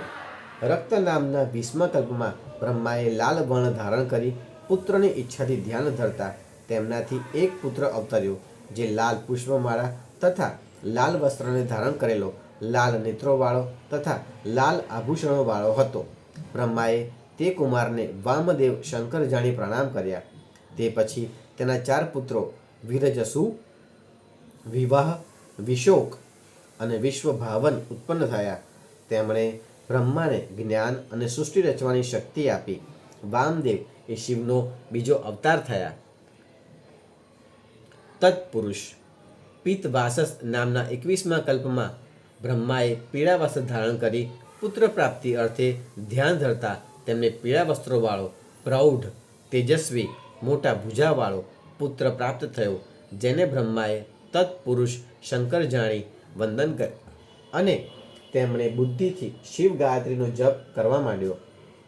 ત્યારે મહાદેવ પ્રસન્ન થતા તેમના પડખામાંથી આ પીળા વસ્ત્રોવાળા દિવ્ય કુમારો પ્રકટ થયા, જે યોગ માર્ગના પ્રવર્તક બન્યા. આ શિવનો તત્પુરુષ નામે ત્રીજો અવતાર થયો. અઘોર ત્યારબાદ શિવ નામના બીજા કલ્પમાં બ્રહ્માજીએ એકલા સમંદરમાં દેવતાએ હજારો વર્ષ ચિંતનમાં વિચાર્યા. તે દરમિયાન બ્રહ્માએ શ્યામ વર્ણવાળો પરાક્રમી 1.25 ઇંચના વસ્ત્રો પરિધાન કરેલો, માથે કાળી પાઘડી, કાળી જનોઈ વગેરે ધારણ કરેલો, પોતાની દિવ્યતાથી પ્રકાશી રહેલા એક અઘોર કુમાર મહાત્માને પ્રગટેલા જોઈ બ્રહ્માએ તેને બ્રહ્મરૂપ સમજી પ્રણામ કર્યા અને તેમની સ્તુતિ કરી. તે પછી એ કુમારના પડખામાંથી કાળા વર્ણવાળા 4 મહાત્મા કુમારો કૃષ્ણ, કૃષ્ણશીખ, કૃષ્ણાશ્ય અને કૃષ્ણકંઠધ્રુક પ્રગટ્યા. એ મહાત્માઓએ બ્રહ્માની સૃષ્ટિના કારણે ઘોર નામના મહા અદ્ભુત યોગ ચાલુ કર્યો. આમ શિવનો ચોથો અવતાર અઘોર કહેવાયો. ઈશાન વિશ્વરૂપ નામના બીજા કલ્પમાં બ્રહ્માએ પુત્રની પ્રાપ્તિ અર્થે મનથી સદાશિવનું ધ્યાન ધરતા નાદવાળી વિશ્વરૂપ વાણી તેમજ પ્રભુ ઈશાન પરમેશ્વર પ્રકટ થયા, જે શુદ્ધ સ્ફટિક જેવા પ્રકાશિત તેમજ સર્વ અલંકારોથી શણગારેલા હતા. બ્રહ્માજીએ તેમને વંદન કરતા પ્રભુ ઈશાને બ્રહ્માને સન્માર્ગનો આદેશ કરી 4 શુભ બાળકો જટી, મુંડી, શિખંડી અને અર્ધમુંડને ઉત્પન્ન કર્યા. તેઓ યોગ સાથે સદધર્મને ઉપદેશી યોગની ગતિને પામ્યા. આમ ઈશાન અવતાર એ શિવનો 5મો અવતાર છે. હે સનતકુમાર, આમ મેં શંકરના 5 અવતારોની ઉત્પત્તિ કહી સંભળાવી. ઈશાન, તત્પુરુષ, અઘોર, વામદેવ તેમજ સદ્યોજાત નામની એ 5 સદાશિવની મૂર્તિઓ જાણીતી છે. તે પૈકીના ઈશાન સૌથી મોટા સદાશિવ હોય પહેલાં કહેવાયા. તે પ્રકૃતિના સાક્ષાત ભોગતા ક્ષેત્રજ્ઞ ઉપર અધિકાર ચલાવતા રહે છે. તત્પુરુષ નામનો બીજો અવતાર ગુણાશ્રય રૂપ અને ભોગ્ય એવા સર્વજ્ઞ ઉપર અધિકાર ચલાવે છે. પિનાકધારી નામે અઘોર ત્રીજા અવતારમાં બુદ્ધિતત્વ વિચારી વસે છે. વામદેવ નામે ચોથા અવતારમાં શિવ અભિમાન અહંકારની ઉપર સ્થિતિ કરી સર્વદા અનેક પ્રકારના કાર્યો કરે છે. ઈશાન સ્વરૂપે શિવ સદા શ્રોતેન્દ્રિય, વાણી તથા વ્યાપક આકાશના સદા ઈશ્વર છે. વિચારવેતી બુદ્ધિ કહે છે કે ત્વચા, ઇન્દ્રિય, હાથ, સ્પર્શ તથા વાયુના પ્રભુ પુરુષ નામે ઈશ્વરનું સ્વરૂપ છે. વિદ્વાનોના મતે દેહનું, રસનું, રૂપનું, અગ્નિનું પણ આશ્રયસ્થાન અઘોર નામે શિવનું ઈશ્વર સ્વરૂપ છે. શિવનું વામદેવ નામનું સ્વરૂપ રસના, ગુદાના, જીહવા, ઇન્દ્રિયના તેમજ જળના પ્રભુ કહેવાય છે. ઘ્રાણેન્દ્રિયના ઉપસ્થના, ગંધના તેમજ પૃથ્વીના પ્રભુ સદ્યોજાત નામે શંકરનું સ્વરૂપ છે. કલ્યાણ ઈચ્છતા પંડિતો તથા વિદ્વાનોએ હંમેશા સાવચેતીથી તેમજ શ્રદ્ધાથી શિવજીના આ 5 સ્વરૂપને પૂજવા જોઈએ. શિવની અષ્ટમૂર્તિઓ. આ જગતમાં સદાશિવની અષ્ટમૂર્તિઓ છે. શર્વ, ભવ, રુદ્ર, ઉગ્ર, ભીમ, પશુપતિ, ઈશાન અને સદાશિવ. શિવના આ 8 રૂપો વડે પૃથ્વી, પાણી, અગ્નિ, વાયુ, ક્ષેત્રજ્ઞ, સૂર્ય અને ચંદ્ર અધિપતિ થયા છે. અર્થાત પૃથ્વી વગેરે 8ને શિવજીના આ 8 સ્વરૂપોનો જ મુખ્ય આશ્રય છે. સદાશિવનું શર્વ નામે પૃથ્વીમય સ્વરૂપ સ્થાવર જંગમ જગતને ધારણ કરી રહ્યું છે. શિવજીનું જળ સ્વરૂપ તે ભવ સ્વરૂપ કહેવાય છે, જે સમસ્ત જગતનું પાલન પોષણ કરે છે. પ્રભુ શિવનું રુદ્ર નામનું સ્વરૂપ વાયુ રૂપે અંદર તેમજ બહારની સર્વને ધારણ કરે છે. જે સ્વયં ગતિમાન સ્પંદનવાળું છે તે પ્રભુ શિવનું ઉગ્ર સ્વરૂપ છે. શિવજીનું જે સ્વરૂપ ભીમ નામે કહેવાય છે તે સર્વને જગ્યા આપનારું અને સર્વમાં વ્યાપક છે, તેમજ રાજાઓના પાર્થિવ સમૂહનું ભેદન કરનાર પણ છે. સદાશિવનું પશુપતિ સ્વરૂપ, જે સર્વ આત્માઓનું અધિષ્ઠાન અને આશ્રયસ્થાન હોય, સર્વ ક્ષેત્રોમાં વસે છે અને જીવોના સંસારના બંધનને છેદનારું છે, સર્વ જગતને અત્યંત પ્રકાશમાન કરે છે. તે સદાશિવનું ઈશાન નામનું રૂપ સૂર્યના નામે આકાશમાં ફર્યા કરે છે, જે અમૃતમય કિરણોવાળા ચંદ્ર જગતને પુષ્ટ કરે છે. તે સદાશિવનું મહાદેવ નામનું સ્વરૂપ છે. સદાશિવનું આત્મા નામે સર્વોત્તમ રૂપ 8 સ્વરૂપમાં વ્યાપીને રહેલું હોવાથી સમસ્ત વિશ્વ સદાશિવ સ્વરૂપ છે. જે રીતે વૃક્ષના મૂળને સિંચન કરવાથી વૃક્ષની શાખાઓ પુષ્ટ થાય છે, તેમ આ વિશ્વ શિવનું શરીર હોવાથી સદાશિવનું પૂજન કરવાથી પુષ્ટ બને છે. જ્યારે કોઈ મનુષ્ય અગર પશુ જીવ દુઃખી થાય તો સમજવું કે તેણે અષ્ટમૂર્તિ શિવનું અનિષ્ટ કર્યું હશે. તેમાં કોઈ શંકા નથી. પોતાનું તેમજ જગતનું કલ્યાણ ઈચ્છતા પુરુષોએ શિવના 8 સ્વરૂપનું શ્રદ્ધાભાવથી પૂજન કરવું જોઈએ. શિવનું અર્ધનારીશ્વર સ્વરૂપ. નંદીશ્વર કહે છે, હે જ્ઞાની તાત, હવે બ્રહ્માની ઈચ્છા પૂર્ણ કરનારું અર્ધનારીશ્વર નામનું સદાશિવનું અનુપમ વર્ણન સાંભળો. જ્યારે બ્રહ્માએ સર્જેલી પ્રજાઓ વધી નહીં, ત્યારે બ્રહ્મા ચિંતામાં પડ્યા. તે સમયે આકાશવાણી થઈ કે તમે મૈથુની પુરુષના યુગલથી ઉત્પન્ન થતી સૃષ્ટિ રચો. આ સાંભળી બ્રહ્માએ મૈથુની સૃષ્ટિ રચવા નિર્ણય કર્યો. કારણ પહેલાં ઈશ્વરથી નારીકુળ ઉત્પન્ન ન થતાં બ્રહ્મા મૈથુની સૃષ્ટિ રચવા અશક્ત હતા. આથી તેમણે શિવજીનું ઘોર તપ શરૂ કર્યું. શિવજી તપથી પ્રસન્ન થઈ સર્વ કામનાઓ અર્પણ કરનાર મૂર્તિમાં પ્રવેશી અર્ધનારીશ્વર સ્વરૂપે થઈ બ્રહ્મા સમક્ષ ગયા અને કહ્યું, હે વત્સ, હું તારા મનોરથો પૂર્ણ કરવા માટે વરદાન આપું છું. આમ કહી શિવજી પોતાના શરીરના અર્ધભાગથી શિવાદેવીને અલગ કર્યા. ત્યારે બ્રહ્માજીએ તેમને વંદન કરી પ્રાર્થના કરી કહ્યું, હે શિવે, મેં અનેક દેવોને મનથી ઉત્પન્ન કર્યા છે, પણ તેઓ વૃદ્ધિ પામતા નથી. તેથી હું મૈથુની સૃષ્ટિ રચી મારી પ્રજાઓને વધારવા ઈચ્છું છું. પરંતુ પ્રથમ આપ થકી નારીઓનું અવિનાશી કુળ નીકળ્યું નથી. તેથી શ્રેષ્ઠ નારી કુળ ઉત્પન્ન કરવાની મારી શક્તિ નથી. આપ મને શક્તિ આપો. ને બીજું એ કે આપ મારા પુત્ર દક્ષના પુત્રી થાઓ. પરમેશ્વરી દેવીએ તથાસ્તુ કહી બ્રહ્માને તે શક્તિ આપી. શિવાએ પોતાની 2 ભ્રમર વચ્ચેથી પોતાના જેવી જ કાંતિવાળી એક શક્તિ પ્રકટ કરી, જે શિવની આજ્ઞાથી બ્રહ્મા પુત્ર દક્ષની પુત્ર થયા. આમ શિવાદેવી બ્રહ્માને અતુલ શક્તિ અર્પી પુનઃ શિવજીના શરીરમાં પ્રવેશી ગયા અને પ્રભુ શિવજી અદૃશ્ય બની ગયા. ત્યાર પછી આ લોકમાં સ્ત્રી ભાગની શરૂઆત થઈ અને મૈથુની સૃષ્ટિ આરંભ પામી. ભગવાન સદાશિવના અન્ય અવતારો. નંદીશ્વર કહે છે, હે સનતકુમાર, રુદ્રે શિવજીનું જે ચરિત્ર બ્રહ્માને કહ્યું તે સર્વકાળ સુખદાયી છે. તે ચરિત્ર તમે સાંભળો. શિવજી બોલ્યા, મન્વંતર નામના 7મા વરાહ કલ્પમાં પ્રભુ શિવ કલ્પના ઈશ્વર તરીકે પ્રકટ થશે, જે તમારા વૈવસ્વત મનુના જ પ્રપૌત્ર થશે. તે મન્વંતરમાં 4 પુત્રો હશે. લોકોના કૃપાર્થે તેમજ બ્રાહ્મણોના હિતાર્થે હું દ્વાપર નામના યુગમાં પ્રકટ થઈશ. યુગના આરંભે તેઓ પ્રભુ પોતે વ્યાસ રૂપે પ્રકટ થશે. ત્યારે એટલે કે કળિયુગમાં હું શિવાદેવી સાથે મહામુનિ શ્વેત નામે હિમાલયના છાગલ નામના પર્વત પર પ્રગટીશ. ત્યારે શ્વેત, શ્વેત શિખ, શ્વેતાશ્વ તેમજ શ્વેત લોહિત નામના 4 શિષ્યો ધ્યાન યોગથી મારા નગરધામને પામશે. ત્યારબાદ મારા ઘણા ભક્તો થશે, જેઓ મને મારા સ્વરૂપે જાણી શકશે. બીજા દ્વાપર યુગમાં વ્યાસ રૂપે સત્ય નામે પ્રજાપતિ પ્રકટશે. ત્યારે કળયુગમાં હું સુતાર નામે પ્રગટીશ. તે વખતે દુંદુભી, શતરૂપ, ઋષિક અને કેતુમાન નામના 4 વેદવેત્તા બ્રાહ્મણો મારા શિષ્યો થઈ ધ્યાન યોગથી મારા ધામને પામશે. ત્રીજા દ્વાપર યુગમાં ભાર્ગવ વ્યાસ થશે. ત્યારે હું દમન નામે પ્રગટીશ. તે વખતે વિશોક, વિશેષ, વિપાય તેમજ પાપનાશન નામે 4 મારા દીકરા મોક્ષ માર્ગ દ્રઢ કરવા વ્યાસને સહાય કરશે. ચોથા દ્વાપર યુગમાં અંગીરા વ્યાસ કહેવાશે. ત્યારે હું સુહોત્ર નામે થઈશ. ત્યારે સુમુખ, દુર્મુખ, દુર્ધર અને દુરતિક્રમ નામે 4 મારા પુત્રો યોગ સાધનારા મહાત્મા થશે. પાંચમા દ્વાપર યુગમાં સવિતા વ્યાસ થશે.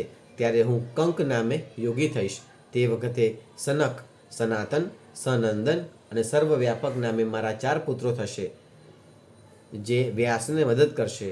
છઠ્ઠા દ્વાપર યુગમાં હું લોકાક્ષી નામે પ્રકટ થઈ વ્યાસને સહાય કરવા માટે મોક્ષ માર્ગને વધારીશ. ત્યારે સુધામન, વિરજસ, સંજય તથા વિજય નામના 4 શિષ્ય થશે. 7મા દ્વાપર યુગમાં હું જૈગીષવ્ય નામે પ્રકટ થઈ મહાયોગ પ્રદાન કરીશ તથા શતકતુ વ્યાસને મદદ કરીશ. તે ટાણે સારસ્વત, યોગીશ, મેઘવાહ અને સુવાહન નામે 4 પુત્રો થશે. 8મા દ્વાપર યુગમાં મુનિ વશિષ્ઠ વેદનો વિભાગ કરનાર કોઈ વેદવ્યાસ થશે. ત્યારે હું દધિવાહન નામે પ્રગટીશ અને વ્યાસને સહાય કરીશ. કપિલ, આસુરી, પંચશીખ અને શાલ્વલ્વ નામે મારા 4 યોગી પુત્રો થશે. 9મો દ્વાપર યુગ મુનિઓમાં શ્રેષ્ઠ સારસ્વત નામના વ્યાસ થશે. તેઓ નિવૃત્ત માર્ગની સિદ્ધિ માટે ત્યારે ધ્યાન ધરશે. હું પણ ઋષભ નામે પ્રગટીશ. તે વખતે પરાશર, ગર્ગ, ભાર્ગવ તથા ગિરીશ નામના 4 શિષ્યો સાથે રહી હું યોગ માર્ગને દ્રઢ કરીશ. દુઃખી ભક્તોને સહાય કરીશ. મારા ઋષભ નામના અવતાર વડે ભદ્રાયુ નામનો રાજપુત્ર ઝેરના દોષથી મૃત્યુ પામતા તેના પિતાથી તજી દીધા છતાં જીવતો કરાશે. તેનું 16મું વર્ષ બેસતા મારું સ્વરૂપ ઋષભ તેના નિવાસે જતા તે રાજા મુનિની પૂજા કરતા તેઓ રાજયુક્ત ઉપદેશ દેશે અને કવચ, શંખ અને સર્વશત્રુઓના નાશ કરતી ભસ્મ લગાવી 12,000 હાથીઓનું સૈન્ય રાજાને આપશે. ત્યારબાદ ત્યાંથી વિદાય લેશે. 10મા દ્વાપર યુગમાં ત્રિધામ નામે એક વ્યાસ થશે. ત્યારે હું મુનિ નામે હિમાલય શિખર ભૃગુતુંગ નામના પર્વત તરીકે પ્રગટીશ. તે વખતે 8 વેદની સંખ્યા જેટલા 4 પુત્રો થનાર છે. તેમજ ભંગ, બલબંધુ, નરામિત્ર તેમજ તપોધન કેતુશૃંગ નામે થશે. 11મા દ્વાપરમાં હું તપ નામે પ્રગટીશ. ત્યારે લંબોદર, લંબાક્ષ, કેશલંબ અને પ્રલંબક નામે 4 પુત્રો દ્રઢ વ્રતધારી થશે. 12મા દ્વાપરમાં શતતેજા નામે વ્યાસ થશે અને હું અત્રિ નામે પ્રગટી વ્યાસને નિવૃત્તિ માર્ગ માટે મદદ કરીશ. તે વખતે સર્વજ્ઞ, સમબુદ્ધિ, સાધ્ય તેમજ સર્વ નામે 4 મારા પુત્રો મહાયોગી થશે. 13મા દ્વાપરમાં ધર્મનારાયણ નામે વ્યાસ થશે. ત્યારે હું બલિ નામે મહામુનિ થઈશ. તે વખતે સુધામા, કાશ્યપ, વશિષ્ઠ અને વિરજસ નામે 4 પુત્રો થશે. 14મા દ્વાપરમાં રક્ષ નામે વ્યાસ થશે. ત્યારે આંગરીશ વંશમાં ગૌતમ નામે પ્રગટીશ. તે પણ અત્રિ, વશદ, શ્રવણ તથા સવિષ્કટ નામે મારે 4 પુત્રો થશે. 15મા દ્વાપર વખતે ત્રૈયારુણી વ્યાસ થશે. હું વેદશિરા નામે અવતરીશ. તે વખતે કુણી, કુણીબાહુ, કુશરીર અને કુનેત્ર નામે 4 દીકરા હશે. 16મા દ્વાપરમાં દેવ નામે વ્યાસ થશે. ત્યારે હું ગોકર્ણ નામે અવતરીશ. તે ટાણે જળ જેવા કશ્યપ, ઉષ્ણા, ચ્યવન અને બૃહસ્પતિ નામના 4 પુત્રો યોગ માર્ગે શિવધામમાં જશે. 17મા દ્વાપરમાં દેવકૃતંજય નામે વ્યાસ થશે અને હું હિમાલય પર ગુહાવાસ નામે પ્રગટીશ. તે ટાણે ઉતથ્ય, વામદેવ, મહાયોગી અને મહાબળ નામે 4 પુત્રો થશે. 18મા દ્વાપરમાં ઋતંજય નામના વ્યાસ થશે. ત્યારે હું હિમાલયના શિખર પર શિખંડી નામે પ્રગટીશ. સિદ્ધોએ રોપેલા શિખંડી વનમાં વાચસ્ટ્રવા, રુચિક, સ્યાવાસ્ય અને યતીશ્વર નામે 4 પુત્રો તપોધન થશે. 19મા દ્વાપરમાં મુનિ ભરદ્વાજ વ્યાસ થશે. ત્યારે જટીમાલી તરીકે પ્રગટીશ. તે વખતે હિરણ્યનામા, કૌશલ્ય, લોકાક્ષી અને પ્રધિમી નામે 4 પુત્રો થશે. 20મા દ્વાપરમાં ગૌતમ નામે વ્યાસ થશે અને હું આટ્ટહાસ નામે પ્રગટીશ. ત્યારે સુમંતુ, વરવરી, વિદ્વાન, કબંધ અને કુશિકંધર નામે 4 પુત્રો મહાયોગી થશે. 21મા દ્વાપરમાં વાચસ્રવ વ્યાસ થશે અને હું દાસક નામે પ્રગટીશ. ત્યારે પ્લક્ષ, દાર્ભાયણી, કેતુમાન તેમજ ગૌતમ નામે 4 પુત્રો થશે. 22મા દ્વાપરમાં સુષ્માયણ વ્યાસ થશે. ત્યારે હું કાશીમાં લાગલી ભીમ નામે મહામુનિ થઈશ. તે વખતે ભલ્લવી, મધુ, પિંગ અને શ્વેતકેતુ નામે મારા 4 દીકરા ધાર્મિક હશે. 23મા દ્વાપરમાં તૃણબિંદુ નામે વ્યાસ થશે. ત્યારે હું કાલંજર પર્વત પર શ્વેત નામે પ્રગટીશ. તે ટાણે ઉશિક, બૃહદસ્વ, દેવલ અને કવિ નામે મારે 4 તપસ્વી પુત્રો થશે. 24મા દ્વાપરમાં યક્ષ નામે વ્યાસ થશે, ત્યારે હું શુલા નામે યોગી થઈશ. તે સમયે શાલિહોત્ર, અગ્નિવેશ, યમુનાક્ષ અને શરદવસુ નામે મારે 4 પુત્રો થશે. 25મા દ્વાપરમાં શક્તિ નામે વ્યાસ થશે, ત્યારે હું દંડી મુડીશ્વર નામે યોગી થઈશ. તે વખતે મારા શિષ્ય છગલ, કુંડકર્ણ, કુંભાંડ અને પ્રવાહક નામના તપસ્વી પુત્રો થશે. 26મા દ્વાપરમાં પરાશર વ્યાસ થશે અને હું ભદ્રભટ્ટ નગરમાં સહિષ્ણુ નામે પ્રગટીશ. ત્યારે ઉલુક, વિદ્યુત, શંબુક તથા આશ્વાસન નામે મારા 4 પુત્રો તપસ્વીઓ થશે. 27મા દ્વાપરમાં જાતુકર્ણ્ય નામે વ્યાસ થશે અને હું સોમશર્મા નામે પ્રકટ થઈશ. ત્યારે મારા તપસ્વી શિષ્યો અક્ષપાદ, કુમાર, ઉલુક અને વત્સ નામના પુત્રો થશે. 28મા દ્વાપરમાં દ્વૈપાયન વ્યાસ થશે અને હું વસુદેવના પુત્ર કૃષ્ણ રૂપે જન્મીશ. તે વખતે મારા પુત્ર શિષ્યો કુશિક, ગર્ગ, મિત્ર અને તૌરુષ્ય નામે તપસ્વીઓ થશે. તે વખતે હું યોગ માયાથી યોગાત્મા થઈ બ્રાહ્મણોનું હિત કરીશ. મેરુની ગુફામાં રહીશ. વિષ્ણુની સાથે યોગ માયાથી પ્રવેશીશ. ત્યારે હું લકુલી નામે જાણીતો થઈશ. આમ દરેક દ્વાપરમાં મળી કુલ 28 વ્યાસો થાય છે. દરેક કળિયુગના પ્રારંભે યોગેશ્વર અવતરે છે. પ્રત્યેક યોગેશ્વર સાથે 4 શિવભક્ત શિષ્યો થશે. એ પશુપતિનું વ્રત પાળનારા, આભૂષણ પહેરનારા, ત્રિપુંડથી યુક્ત મસ્તકોવાળા હોય છે. વિદ્વાનોએ તેમની સંખ્યા 112 ગણી છે. આ કલ્પમાં શ્રી કૃષ્ણ દ્વૈપાયન વ્યાસ થશે, ત્યારે બ્રહ્મરૂપ લક્ષણવાળું વેદોના સમૂહોનું વિધાન પ્રકટ થશે. આ પ્રમાણે બ્રહ્માને કહી શિવજી પુનઃ તેમની સન્મુખ જોઈ અદૃશ્ય થઈ ગયા. સદાશિવનો નંદીશ્વર અવતાર. સનતકુમારે કહ્યું, પ્રભુ મહાદેવના અંશથી જન્મેલ આપ શિવને કેવી રીતે પામ્યા છો તે વિશે આપ મને કહો. નંદીશ્વર કહે, હે ભગવાન, હું સદાશિવના અંશથી જન્મેલો છું. શિલાદ ઋષિને પ્રજાની ઈચ્છા થતાં તેમણે ઇન્દ્રને ઉદ્દેશી અતિ દુઃખદ તપ કરવા માંડ્યું. તેમના તપથી પ્રસન્ન થયેલા ઇન્દ્રે તેમને વરદાન માંગવા કહ્યું. ત્યારે શિલાદ મુનિએ કહ્યું, હે દેવેશ્વર, તમે પ્રસન્ન થયા હો તો યોનિથી જન્મ નહીં પામનાર, મૃત્યુરહિત અને ઉત્તમ વ્રતવાળો પુત્ર હું ઈચ્છું છું. ઇન્દ્ર કહે, હે મુનિ, આવો પુત્ર આપવા હું સમર્થ નથી. તમે સદાશિવની આરાધના કરો, તે જરૂર તમારી ઈચ્છા પૂરી કરશે. પછી શિલાદ મુનિએ સદાશિવનું આરાધન કરવા માંડ્યું. સદાશિવના તપમાં એ ભૂદેવના દેવતાઈ 1000 વર્ષ એક ક્ષણની જેમ પસાર થઈ ગયા. તેમનું શરીર રાફડાથી ઢંકાઈ ગયું અને કીડાઓ પણ મુનિને ઘેરી વળ્યા. ત્યારે પ્રભુ શિવજીએ તેમને દર્શન દીધા અને વર માગવા કહ્યું. ત્યારે શિલાદ મુનિએ કહ્યું, હે પ્રભુ શિવજી, આપ જેવો મૃત્યુરહિત અને યોનિથી જન્મ નહીં પામનારો પુત્ર હું ઈચ્છું છું. શિવજીએ કહ્યું, હે બ્રાહ્મણ, પૂર્વ તપ કરીને બ્રહ્માએ તેમજ મુનિઓ તથા ઉત્તમ દેવોએ અવતાર ધારણ કરવા મારું પૂજન કરેલ. તેથી હું યોનિથી જન્મ નહીં લેનારો નંદી નામે તમારો પુત્ર થઈશ. આમ કહી શિવજી અદૃશ્ય થઈ ગયા. શિલાદ મુનિએ પોતાના આશ્રમે આવી સર્વ વૃત્તાંત ઋષિઓને કહી સંભળાવ્યું. પછી શિલાદે યજ્ઞ માટેની તૈયારી કરી. તે સમયે હું શિવજીની આજ્ઞાથી તેમના પુત્ર રૂપે ઉત્પન્ન થયો. ત્યારે પુષ્કરાવર્ત મેઘો વરસી પડ્યા. ખેચરો, કિન્નરો, સિદ્ધો, સાધ્યો ગાવા લાગ્યા. બ્રહ્મા વગેરે દેવો તેમજ દેવપત્નીઓ તેમજ વિષ્ણુ, શિવ તથા અંબિકા દેવી પણ ત્યાં પધાર્યા. તે ટાણે મોટો ઉત્સવ થયો. ત્યારબાદ સઘળા પોતપોતાના સ્થાને ચાલ્યા ગયા. શિલાદે મને બાળકને પ્રલયકાળના સૂર્ય તથા અગ્નિ સમાન પ્રભાવક 3 નેત્રોવાળો, 4 ભુજાવાળો, જટારૂપ તથા મુગટવાળો તેજસ્વી જોઈને મહા આનંદથી પ્રણામ કર્યા અને કહ્યું, હે દેવેશ્વર, તમે મને ઘણો આનંદિત કર્યો છે, માટે તમે નંદી નામે પ્રખ્યાત થાઓ. પછી શિલાદે મારા જાતકર્મ વગેરે સર્વ સંસ્કારો કર્યા. 5 વર્ષ થતાં મારા પિતાએ અંગોપાંગ સહિત સર્વ વેદો તથા બીજા શાસ્ત્રો પણ ભણાવી દીધા. 7મું વર્ષ પૂરું થતાં પ્રભુ શિવજીની આજ્ઞાથી 2 મુનિઓ મને જોવા આશ્રમમાં આવ્યા અને તેમણે કહ્યું, તમારા નંદીનું આયુષ્ય 1 વર્ષથી વધુ દેખાતું નથી. બ્રાહ્મણોના વચનથી શિલાદ મુનિ ખૂબ જ દુઃખી થઈ ચિંતિત રહેવા લાગ્યા.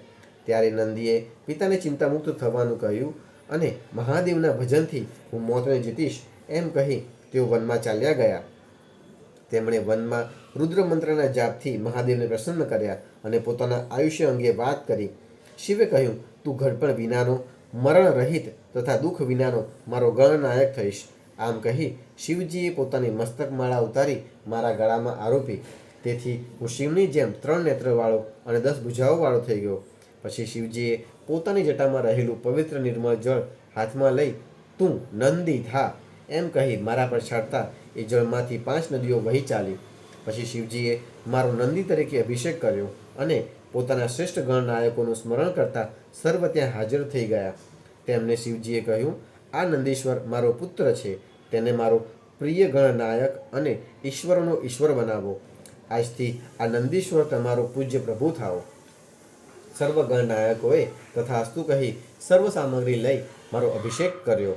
પછી સર્વદેવોએ વાયુઓની પુત્રી સુયશા દેવી સાથે મારો વિવાહ કર્યો. પછી સર્વદેવોએ મને અનેક ઉપહારોથી નવાજ્યો. શિવજી તથા દેવી પાર્વતીએ મને તથા મારી પત્નીને અનેક વરદાન આપ્યા. પછી પરિવાર સહિત મને લઈ પોઠિયા પર આરૂઢ થઈને પોતાના સ્થાને ગયા. સદાશિવનો ભૈરવ અવતાર. હે સર્વજ્ઞ સનતકુમાર, હવે તમને ભૈરવની કથા સંભળાવું. એકવાર તમામ દેવો બ્રહ્મા પાસે ઉત્તમ તત્વ જાણવાની ઈચ્છાથી તેમની પાસે ગયા. બ્રહ્મા તેમનો ખરો ભાવ સમજ્યા વિના પોતાને જ સાચા તત્વ તરીકે કહેવા લાગ્યા. આ સાંભળી વિષ્ણુએ કહ્યું, તમે શા માટે આવું જૂઠાણું ચલાવી રહ્યા છો? હું પોતે સર્વલોકનો કરતા પરમ પુરુષ પરમાત્મા છું. હે બ્રહ્મા, તમે મારી આજ્ઞાથી જ આ સૃષ્ટિ રચી છે. આમ બ્રહ્મા અને વિષ્ણુ પરસ્પરને જીતવા માટે ઈચ્છા કરવા લાગ્યા. તેઓ પોતપોતાના શરીર વિષયના પ્રમાણમાં વેદોને પૂછવા લાગ્યા. ત્યારે વેદોએ કહ્યું, જેમના પ્રકાશથી આ જગત પ્રકાશે છે, તેમજ 3 નેત્રોવાળા સદાશિવ જ એક સર્વોત્તમ સર્વોત્કૃષ્ટ તત્વ છે, તેમજ શિવાદેવી તેમની જ શક્તિ છે. વેદોના વચનથી તેઓનું અજ્ઞાન નાશ પામ્યું. ત્યારે તેમની વચ્ચે મહાન જ્યોતિ પ્રગટી અને શિવ સ્વરૂપે અદ્ભુત પુરુષાકાર દેખાયો. બ્રહ્માએ તેમને જોઈ અભિમાનથી કહ્યું, તમે મારા લલાટમાંથી રુદ્ર રૂપે પ્રકટ થયા છો, તેથી તમારું નામ રુદ્ર એવું પડ્યું છે. હવે તમે મારે શરણે આવો. બ્રહ્માની આવી ગર્ભયુક્ત વાણીથી ક્રોધિત થયેલા શિવે ભૈરવ નામનો પુરુષ ઉત્પન્ન કર્યો અને તેને કહ્યું, તમે કાળની પેઠે શોભો છો, તેથી કાળરાજ નામે પ્રસિદ્ધ થશો. તમે ભયંકર છો, તેથી ભૈરવ કહેવાશો. આમ તમે કાળ ભૈરવ નામે ખ્યાતિ પામશો. ત્યારે પ્રથમ બ્રહ્માની શિક્ષા કરવાની છે. ભૈરવે ડાબા હાથની આંગળીઓના નખોથી બ્રહ્માનું 5મું માથું છેદી નાખ્યું. ત્યારે બ્રહ્મા ગર્વમુક્ત બન્યા. શિવજીએ બ્રહ્મા વિષ્ણુને ગર્વરહિત થયેલા જાણી ભય રહિત કર્યા. તેમણે ભૈરવને કહ્યું, તમારે બ્રહ્મા વિષ્ણુને સદા આદર આપવો જોઈએ અને બ્રહ્મ હત્યા કરી હોવાથી ભિક્ષા માગતા ફરવાની સૂચના આપી. પછી શિવે તેમની નજર સમક્ષ જ બ્રહ્મકન્યા ઉત્પન્ન કરી. કાળ ભૈરવ કાશીમાં જઈ મુક્તિ પામે ત્યાં સુધી એની પાછળ જવા આજ્ઞા આપી. ભૈરવે મહાદેવની આજ્ઞાથી કાપાલિકનું વ્રત ધારણ કરી બ્રહ્માનું 5મું હાથમાં લઈ જગતમાં પ્રણય કરવા માંડ્યું. કાળ ભૈરવે જેવો કાશીમાં પ્રવેશ કર્યો કે તરત બ્રહ્મ હત્યા નામની કન્યા પાતાળમાં ચાલી ગઈ અને બ્રહ્માની ખોપરી પણ પડી ગઈ. તે જગ્યા કપાલ મોચન તીર્થ તરીકે જાણીતી બની. ભૈરવની બ્રહ્મ હત્યા ક્યાંય દૂર ન થતાં કાશીમાં પડી નાશ પામી. તેથી કાશી રહેવા યોગ્ય છે. તેનું સ્મરણ કરનાર પાપ મુક્ત બને છે. સદાશિવનો શલભાવતાર. હવે હું તમને શ્રી નૃસિંહનું ચરિત્ર કહું છું, તે સાંભળો. જય અને વિજય નામના 2 પાર્ષદો વૈકુંઠથી શાપિત થઈ દિતિપુત્રો બન્યા. અગાઉ પૃથ્વીનો ઉદ્ધાર કરવા વિષ્ણુએ વરાહનું રૂપ લઈ હિરણ્યાક્ષને માર્યો હતો. પોતાના વીર ભાઈને મરાયેલો જાણી હિરણ્યકશિપુએ બ્રહ્માનું ઉગ્ર તપ કર્યું અને તમારી સૃષ્ટિમાં મને કોઈ પણ ન જ મારે એવું વરદાન મેળવી શોણિતપુર નગરમાં રાજ કરવા માંડ્યો. તેણે દેવો અને બ્રાહ્મણોને ત્રાસ આપવા માંડ્યો. તેણે વિષ્ણુ ભક્ત પોતાના પુત્ર પ્રહલાદનો દ્વેષ કરવા માંડ્યો. ત્યારે ક્રોધિત થયેલા વિષ્ણુએ નૃસિંહ સ્વરૂપે થાંભલામાંથી પ્રકટ થઈ ઉમરા પર ખેંચી સંધ્યા કાળે તીક્ષ્ણથી તેને હણ્યો. તેથી સર્વદેવો ખુશ થયા, પણ નૃસિંહની ક્રોધની જ્વાળા દૂર ન થતાં તેઓ વિસ્મય પામ્યા. તેમણે પ્રહલાદને પ્રાર્થના કરી વિષ્ણુ પાસે મોકલી આપ્યો. પ્રહલાદ તેમની પાસે જતા નૃસિંહે તેને છાતીએ ચાંપ્યો. ત્યારે તેમનું હૃદય શીતળ થયું, પણ રોષની જ્વાળાઓ શાંત ન થતાં સર્વદેવોએ મહાદેવજીની સ્તુતિ કરી જગતનું રક્ષણ કરવા કહ્યું. મહાદેવજીએ નૃસિંહની જ્વાળા શાંત કરવા વીરભદ્રને મોકલ્યો. વીરભદ્રે નૃસિંહને પિતા જેવા વાત્સલ્યથી સમજાવવા માંડ્યું. હે લક્ષ્મીપતિ, તમે જગતની રક્ષા માટે પ્રખ્યાત છો. આપે મત્સ્ય, વરાહ અને નૃસિંહ અવતાર રૂપે પૃથ્વીનો ઉદ્ધાર કર્યો. હવે આ અવતારમાં હિરણ્યકશિપુને હણવાથી તમારું કાર્ય પૂર્ણ થયું છે, માટે તમે તમારું સ્વરૂપ સમેટી લો. પણ એમણે વીરભદ્રનો અનાદર કરી ઉલટો વધારે મહાઘોર કોપ કર્યો. વીરભદ્રે કહ્યું, તમે સર્વના ઈશ્વર અને સંહાર કરતા પિનાકધારી સદાશિવને જાણતા નથી કે શું? તમે શિવજીની પ્રેરણાથી તેમજ તેમને આધીન રહીને અનેક જાતના અવતાર ધર્યા કરો છો. તમે કાળ છો તો મહેશ્વર મહાકાળ છે. તમે તમારું સ્વરૂપ સમેટશો નહીં તો શિવના ક્રોધાગ્નિથી મૃત્યુ પામશો. વીરભદ્રની આવી વાણીથી ઋષિ ક્રોધથી વિહ્વળ બની ગયા. મોટી ગર્જના સાથે અત્યંત વેગથી વીરભદ્રને પકડવા તત્પર બન્યા. વીરભદ્રનું એ સ્વરૂપ અલોપ થઈ ગયું અને તે તેજ અનુપમ શિવરૂપ હતું. તે વેળા સઘળા તેજ શિવમાં લય પામ્યા. મહાપ્રભુજી શિવજી અતિ તીક્ષ્ણ દાઢોવાળા, વજ્રતુલ્ય તપોવાળા, અગ્નિ સમાન ગંભીર ગર્જના કરતા, હુંકારા કરતા, ત્રાળ નાખતા પ્રકટ થયા. તેમણે નૃષિના નાભી તથા પગ ચીરવા શરૂ કર્યા. પૂંછડાથી તેમણે નૃષિના પગ તથા 2 હાથથી તેમના હાથ બાંધી દીધા. પછી 2 હાથ વડે શિવજીએ નૃષિની છાતી ચીરી નાખી. શિવજી વિષ્ણુને વારંવાર ઊંચા નીચા કરી પછાડતા તેઓ બેહોશ બની ગયા. વિષ્ણુએ પરવશ બની શિવની સ્તુતિ કરી રક્ષા કરવા પ્રાર્થના કરી. શિવે નૃષિનું ચામડું ખેંચી કાઢી કૈલાસ તરફ રવાના થયા. ત્યારથી શિવ નૃષિનું ચામડું પહેરે છે. પોતાના મુંડમાળામાં પણ નૃષિનું મુખ એમણે ધારણ કર્યું છે. સદાશિવનો ગૃહપતિ અવતાર. પૂર્વે શાંડિલ્ય કુળમાં જન્મેલા વિશ્વાનર બધા જ શાસ્ત્રોના અર્થ જાણતા હતા. તેમની પત્નીનું નામ શુચિસ્મતી હતું. એકવાર તેણે પતિ વિશ્વાનર પાસે મહેશ્વર જેવો પુત્ર આપવાની ઈચ્છા વ્યક્ત કરી. પતિએ તેને આશ્વાસન આપી કાશીમાં તપ કરવા ગયા. ત્યાં તેમણે અનેક લિંગોના દર્શન કર્યા, કુંડો, વાવ અને સરોવરોમાં સ્નાન કર્યું. તેમણે પુત્ર પ્રાપ્તિ માટે શિવની આરાધના શરૂ કરી.